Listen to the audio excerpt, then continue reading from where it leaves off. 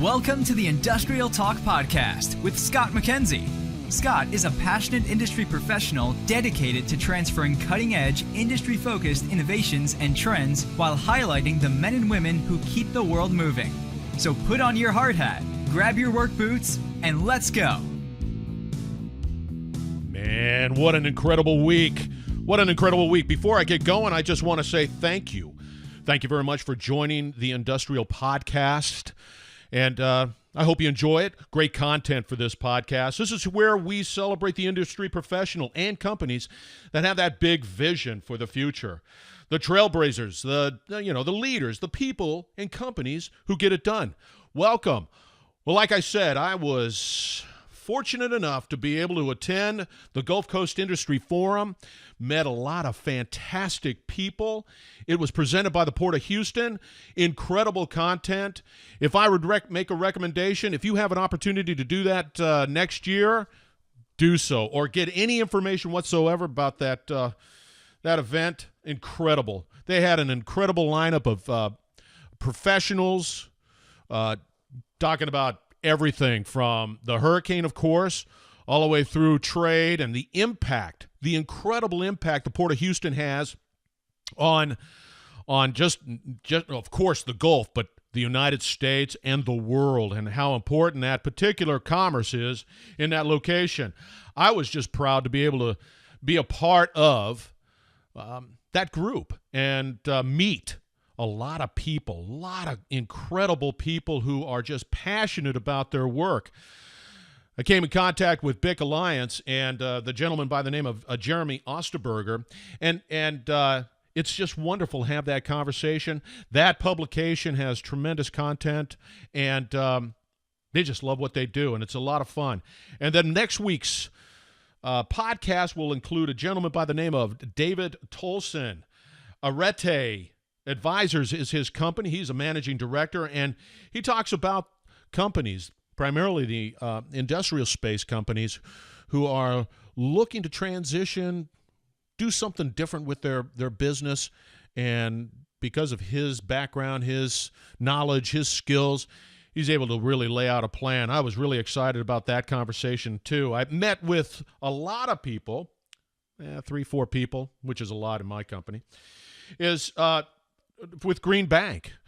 Now, they were just a delight. They really love what they do, and they do offer a lot of capital solutions, money solutions to companies that are interested. Now, this week's podcast, which I'm just thoroughly honored to give you a story. There was an event that was sponsored by Turner Industries, and it was at the San Jacinto College Marine, I think, operations. And it is at the College of the Maritime, where they train all these individuals that are really focused on making that their profession. And I met with Mr. John Stauffer, and Mr. Stauffer, he's the Associate Vice Chancellor of the Maritime campus. And his kindness, his openness, the whole college is just stellar, quite frankly. And I said, hey, is there any way that I can take some photos or videos or whatever it is? And so I wandered around, because they just had this open door policy. So you wander around and you're looking around, and it was just well attended by a lot of people. Great food, beautiful location, incredible campus. But I came across the simulators. They have 3 simulators there. And it's not just, something that's on a computer screen and they get to sit there and use a joystick of some sort. No, legit. So I created a video, just a brief little video, something fun to give you an example or an idea of what type of simulator is there. And they can create scenarios, marine scenarios, that can make you sick. Bumpy, moving around. The screens are that clear. The program is it's just, when I see things like that, I can't believe it. And that's available at the San Jacinto College, the Marine campus. And John was so kind enough to be able to open up his door. We met the next day. He adjusted his schedule to be able to meet with me, and we talked really about the excitement and the opportunities that exist for many in the marine business. Sky's the limit. It's only limited by the individual's willingness to commit and to learn and to grow. And these are fantastic jobs. So John's excited about his campus. The San Jacinto College is dedicated to the industrial professional, training them and all that good stuff. Remember, you can find this podcast on, I got that it's out there on Facebook, it's LinkedIn, it's website, industrialtalk.com, all of that good stuff. But I'm just excited because the content this week is stellar. So I want to just introduce John Stauffer. He is the Associate Vice Chancellor of the Maritime campus, San Jacinto College. Fantastic individual. Everybody, the trainers over there, been through it all. You want to be in this maritime business? That is the place to go. So without further ado, here's my interview with John Stauffer. Yes, I am coming live from the San Jacinto College Marine Technology and Training Center, and I am honored. I'm honored to be here interviewing a gentleman by the name of Mr. John Stauffer. Did I get that right? Yes, sir. Absolutely. He is the Associate Vice Chancellor of this fine, incredible facility here in, it's Houston, right? No, this is La Pointe. It's LaPorte. We're just outside of the Houston area. That's right. And just a quick little story. I was here last night. We've been at a conference in Pasadena and had the fortunate opportunity to come over here for an event. And I just got to tell you, this place is fantastic, and we're going to cover that during this particular interview. And we are in his office, which is just full of cool things if you could only see it. So John, give me a little overview of who you are, where you come from, and how come you found yourself in this particular place. Sure, absolutely. So I'm a soldier first and foremost. I just retired from the Army after 22 years. I say just. It's coming up on about a year now. The Army has boats, so I actually sailed on a Army landing craft for 22 years. And so that's what really brought me into the maritime community and all the expertise that I got. And my last assignment was at Fort Eustis, Virginia, where I was running the Fort Eustis Academy there for training Army mariners. So that really lined me up for this opportunity here at San Jacinto College, new Maritime Technology and Training Center. I'm originally from Pittsburgh, though, so I'm a diehard Steeler fan. Geez, here's a story. A long time ago, back in, I want to say, the early 80s, I was up there trying to get around, and I think at that particular time, Pittsburgh, the community was going through a lot of changes, infrastructure changes, and I remember I was driving a truck, and I couldn't get back to my hotel. That's a story off the beaten path, but I remember it was so difficult to get around Pittsburgh at that time. I'm sure it's not that way now. Well, I don't know. It just very well may be. Now, you had 22 years. Now you were involved quite a bit with logistics with that, correct? Yes, sir. I specialized. So I was a transportation logistics officer, specializing in maritime logistics. So moving cargo, anything from tanks to containers throughout the Persian Gulf in support of the war effort, to humanitarian supplies for the earthquake in Haiti, and just other training missions throughout the globe.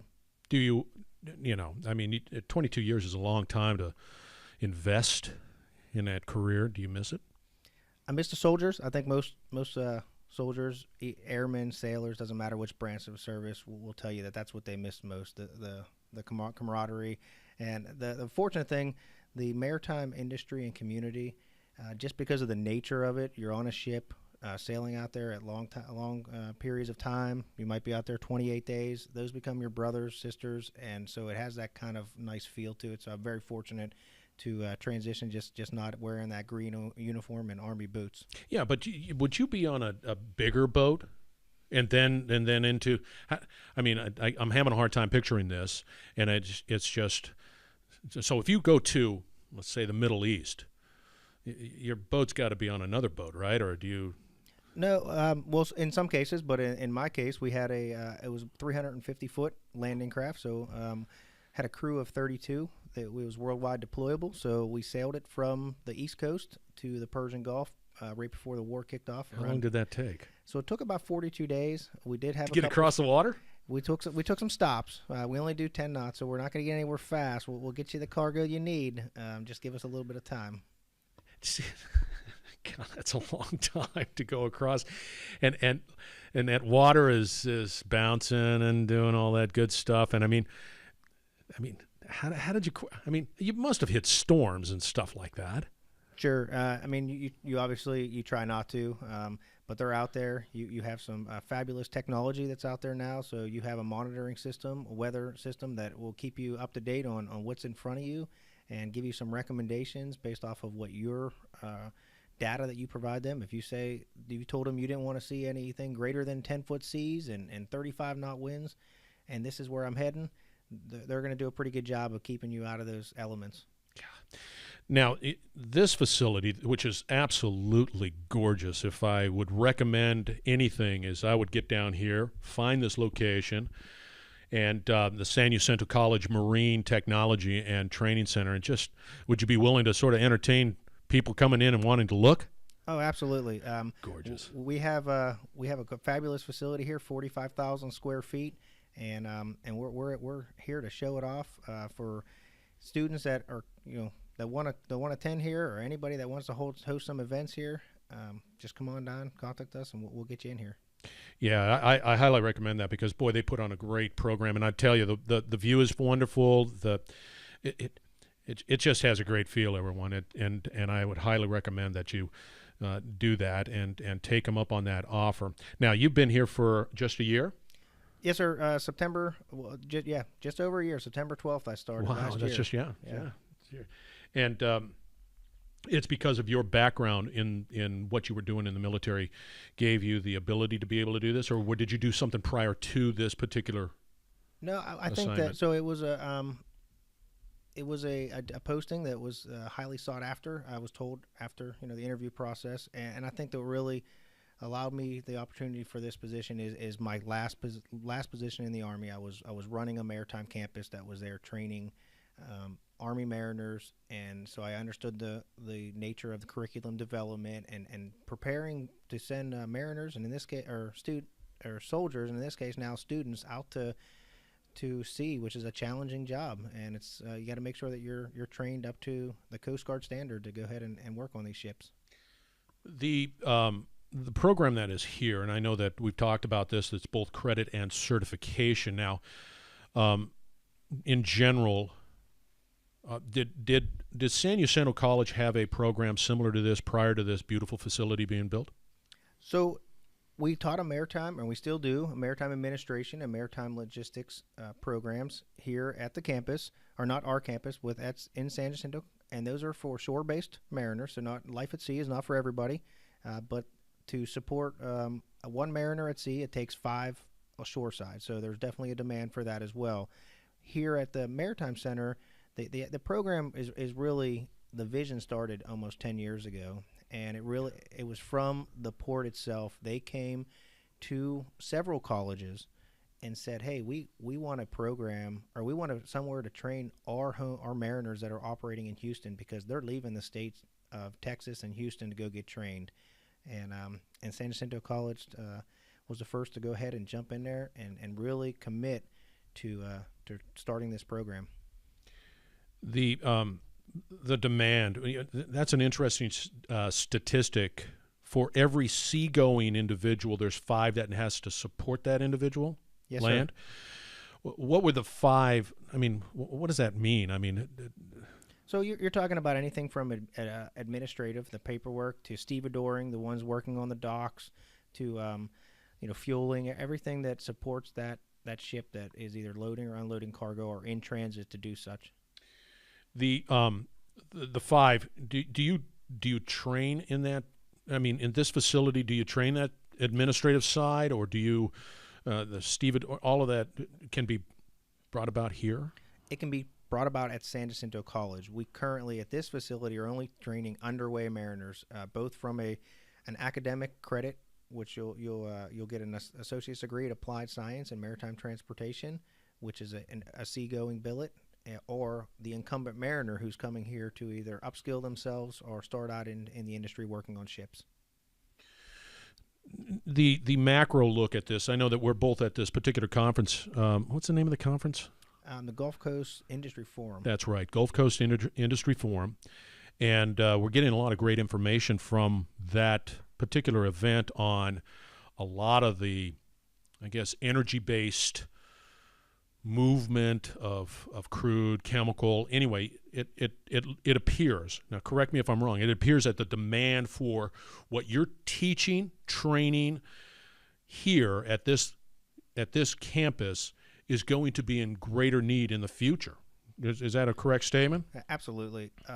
So the industry is kind of an ebb and flow industry. One of the new hot words is the liquid natural gas. But LNG, it still needs to be moved by ship, and we are training LNG. We are approved to train LNG tankermen here at this facility. One of the only ones in the Gulf Coast region, and we're here to train not only the brown water, which is we were talking about rivers and near shore, offshore mariners, but we're capable of training the unlimited master that's captain of the largest ships in the world. At this location? At this location, yes, sir. Yeah, we're going to go into the information about your simulators, which absolutely are phenomenal.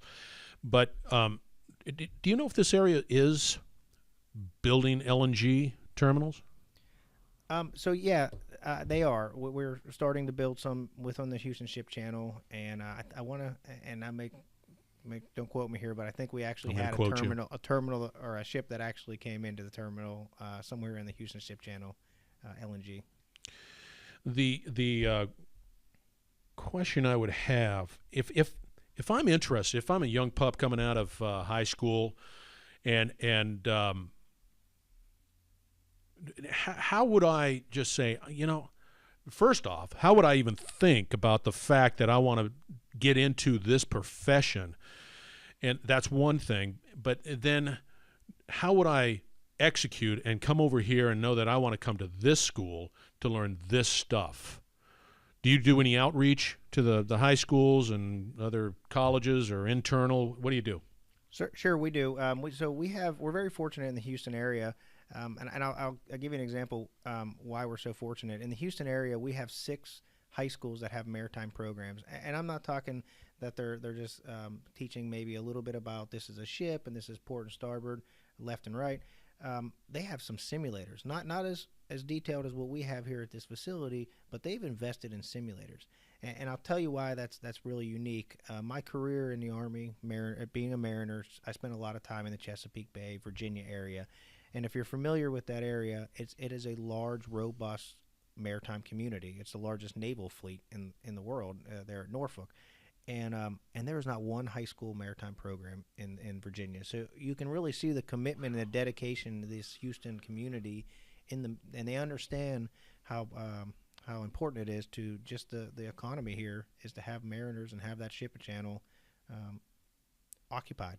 I know that as a result of this conference, I didn't realize how much just the size of commerce that comes through this port from not only from a local but from a global perspective, and what this place means from our economy. It's phenomenal. Now, we're going to take a break.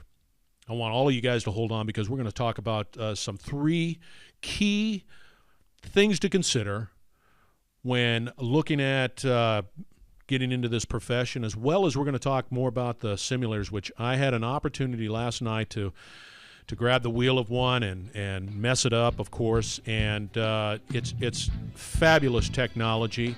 And then finally, be able to talk about some of the skilled individuals that call this place home and business, and they're part of the team here, because I got to tell you, John, you've got some great guys here. And now just real quick, I guess I ran into a number of them, and boy, they're just passionate about what they do. So don't go away.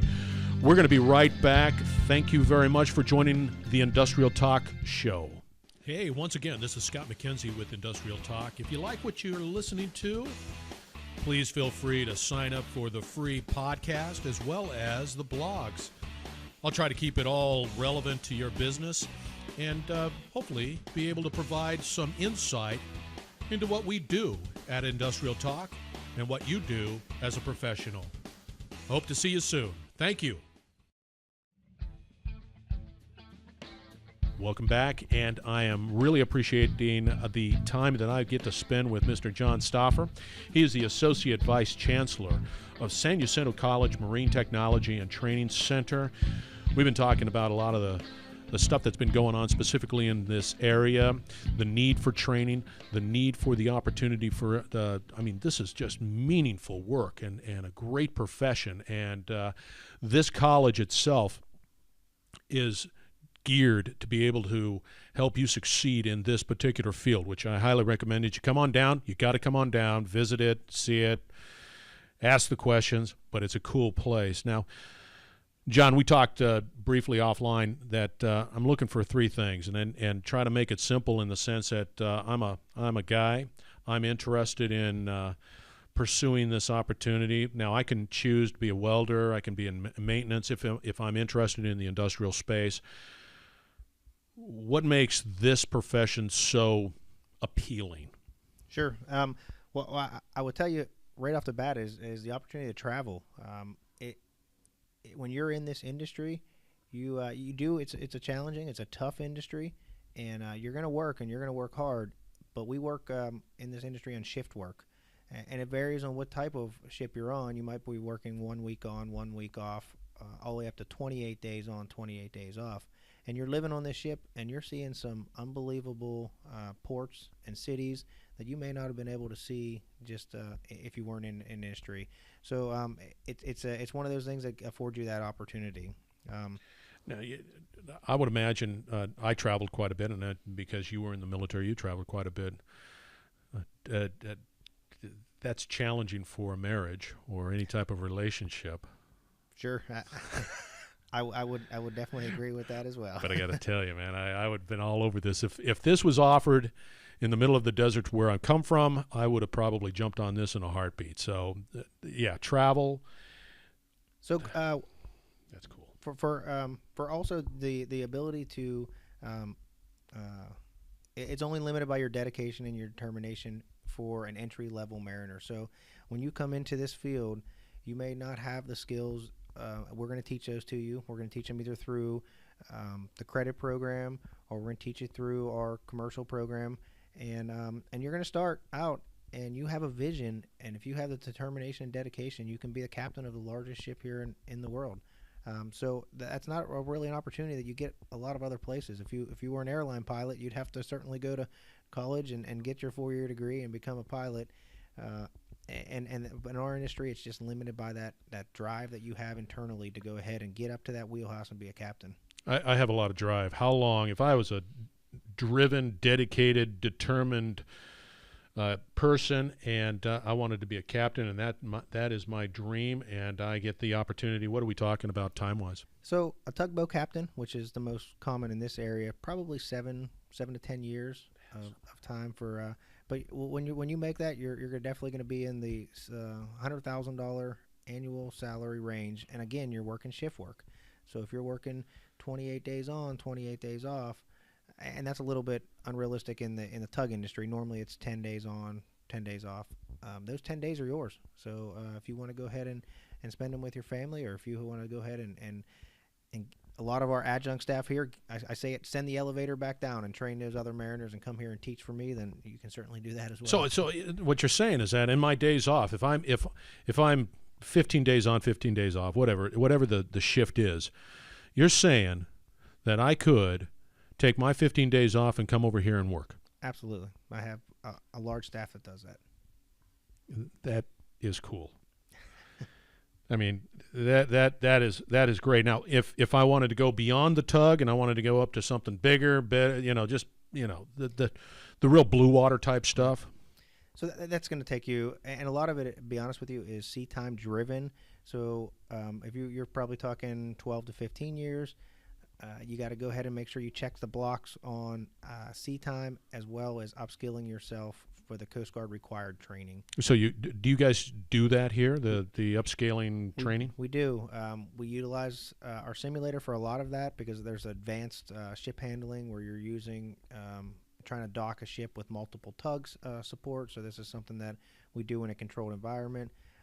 There's advanced stability. So you can imagine when you have these large container ships that when you start putting 10,000 containers on them, you got to understand that you can't put them all in one place. So you got to understand the stability of loading a ship as well. So these are advanced trigonometry, high-level math functions. It's the responsibility of the captain to sort of distribute that load in a container? Absolutely. Yeah, and also keeping in mind, and the port captain, who's the shore base as well, you're going to have the load plan coming on there. But, yeah, you're overall responsible. Oh, my goodness. Number 3, give it to me. Wages. Our mariners are walking out of this school making between $45,000 and $50,000 a year. So if you take that and consider that if you're an 18-year-old high school student, you come here for our credit program, you're going to graduate in 2 years. So you're going to be before your 21st birthday potentially making $50,000 a year. Yeah, I was a journeyman lineman. And I went through an apprenticeship program there. I climbed the towers and all that good stuff and ran some crews. And I was making $9 and let's say 28 cents per hour as a groundman. And then, of course, I went up there and I think I maxed out as a journeyman. I think it was at 21, 22. But at that time, it was good.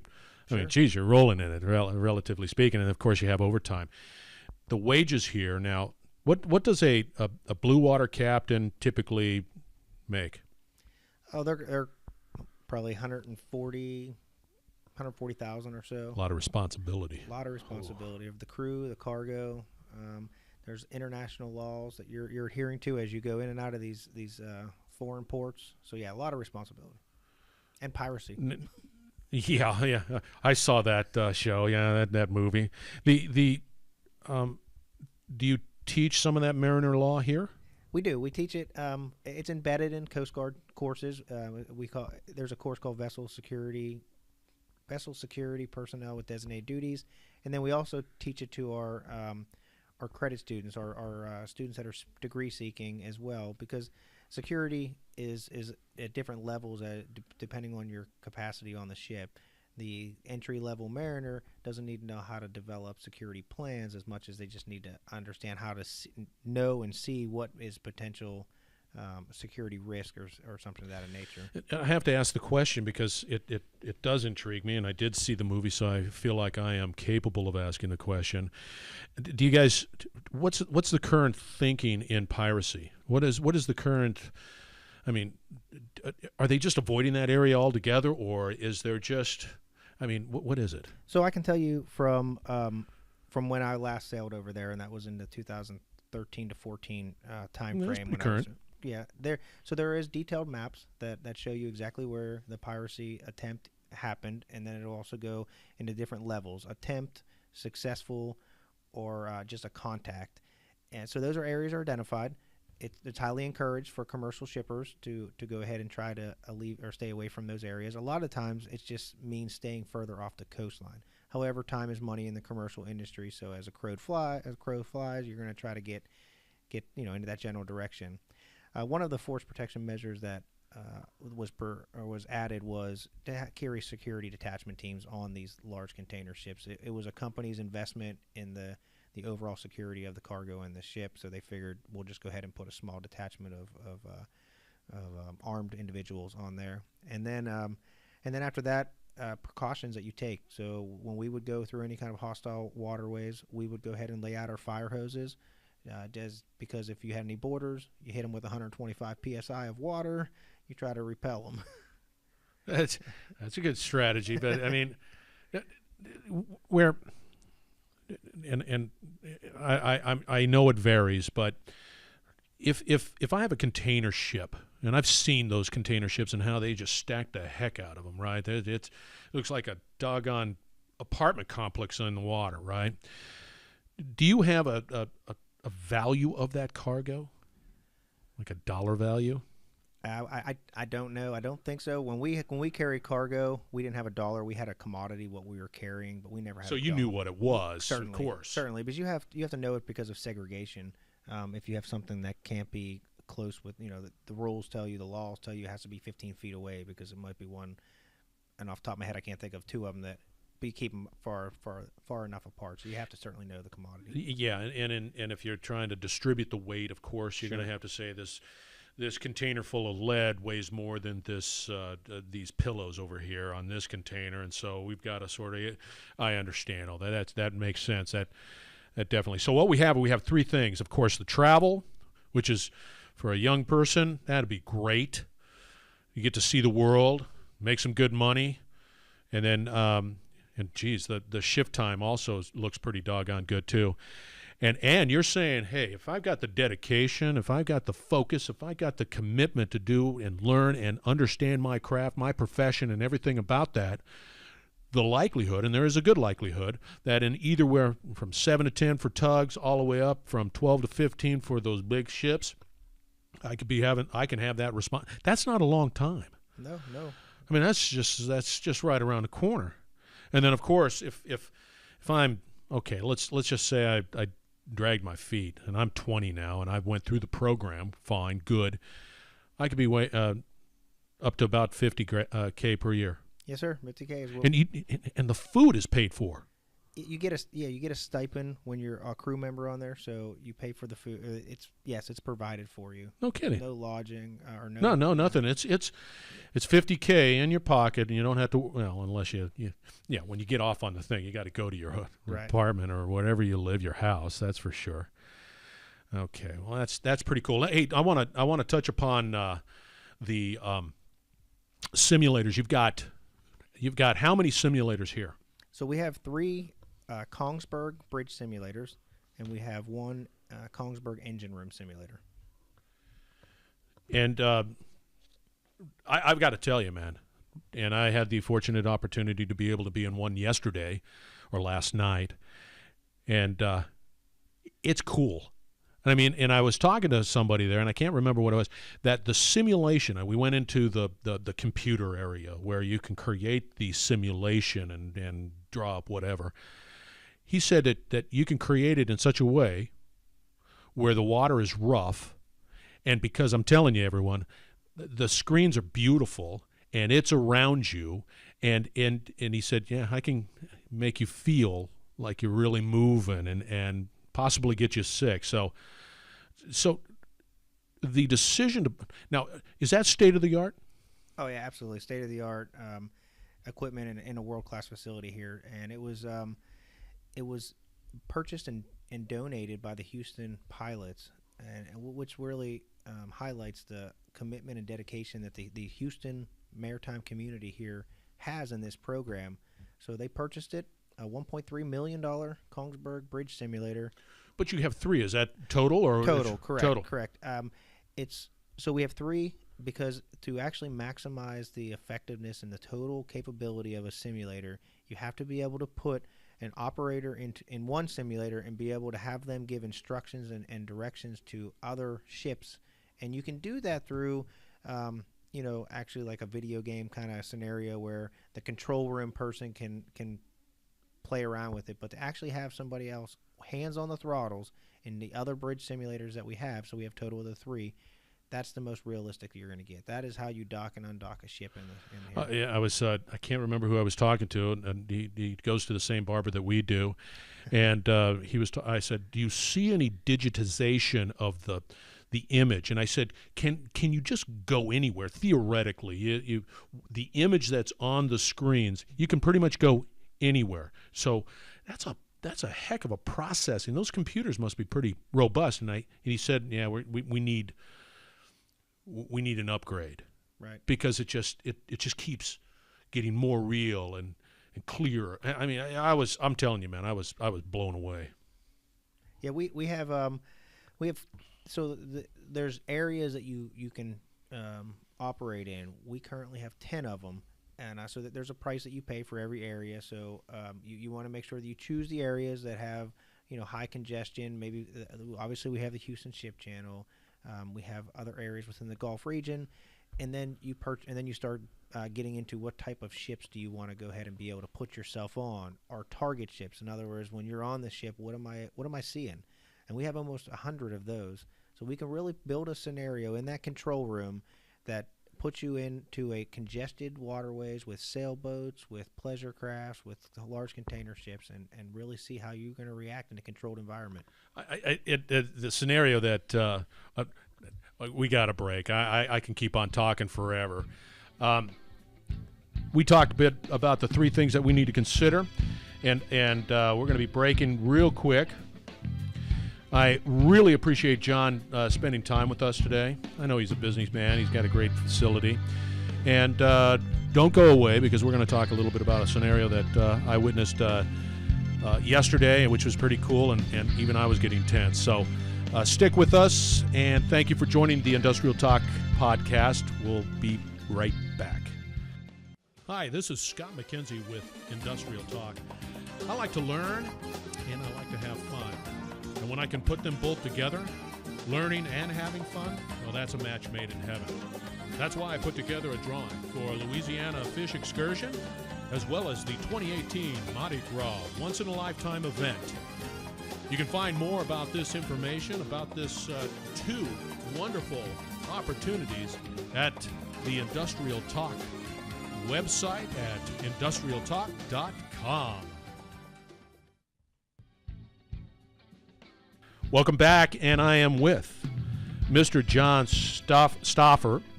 He's with the San Jacinto College Marine Technology and Training Center, and we've been talking a lot about the training that can take place here at this particular college. It's phenomenal. It's second to none. I'm blown away. And before we broke, the last time I was going to share with you, we talked about simulation that had sailboats and congestion on the waterway. So I was watching this young lady last night, and not only that, I'm getting nervous because she is piloting this big vessel, whatever it is, and then another big vessel's coming, I think, up in the canal, and she's got to navigate around that doggone thing. And then in front of her was a tug and a barge, and she had to go around that one, squeeze through this big vessel, and then another one pops out. And I got to tell you, John, I was nervous. I was nervous for her, and that wasn't a big deal. That's not. I mean, it's even far more crowded out there. Right, absolutely, and that's a perfect scenario that I don't know if it was one that was built by Brian, the gentleman that sees the same barber as us. Scaring me to death. And but it's certainly a very realistic scenario, and it comes down to communication. And so you got to be able to multitask when you're the ship captain. You got to be able to talk to these other ships. You got to know what we call the rules of the road. So who has priority over you, or if you have priority over other, you're either the giveaway vessel or your stand-on vessel. But that's discussed right at the. You say, okay, I'm coming on through. You're coming on through. I'm on this. I take this role. I do this, and that is all agreed upon. So in a case where somebody violates that, how do you reckon? Who's the referee in that bad boy?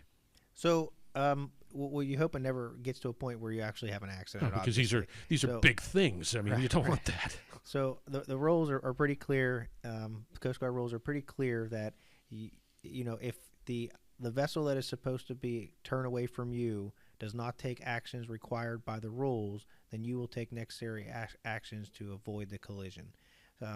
There's an agency here in every major port called Vessel Traffic Services. So they're kind of the port control, the pilot for air traffic control. So they monitor all this communication. They will step in. They will give guidance to if there is a scenario that is occurring where it just may not be feasible for the individual vessels to be talking. They will go ahead and provide that guidance. The biggest obstacle, in my experience, is the pleasure crafts, the sailboats, the recreational mariners that are out there, boaters that are out there, that they're really just out there to have a good time, and they're not always, they don't understand the full rules out there. Those are most of the headaches. Most of the other mariners are pretty well trained. Yeah, and that level of communication that large vessel the captains receive does not go down to that level, I would imagine. But the size of these ships, If I was out there on my little boat, I would stay away from it. Yeah. I mean, you would think so. you would think so, because they're massive. Sure. They're massive. Doggone it. I'll tell you, everyone, once again, I can't reiterate this enough. These guys out here at San Jacinto College of Marine Technology and Training Center, they're at the top of their game.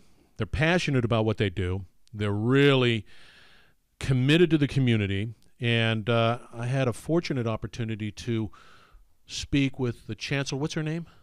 Dr. Brenda Hellier.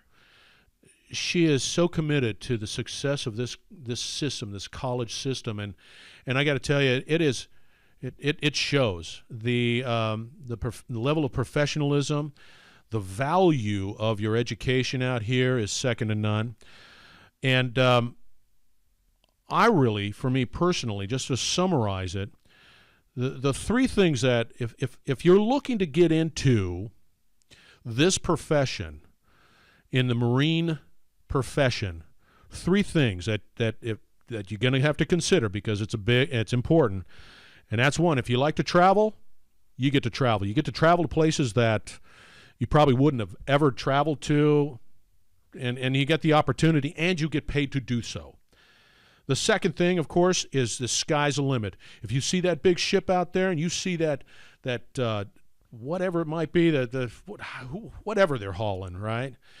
You get the opportunity through dedication and determination. There is nothing to say, no, you can't do that. And with the way the commerce is happening today, I mean, they're going to need more vessels. They're growing. Some of the information we received from that conference, people are building ships. It's happening. There's a demand, and that commerce is going to continue to go on. It's a heck of a profession. And then finally, man, for an entry level position, you're pulling in some scratch, and $50,000.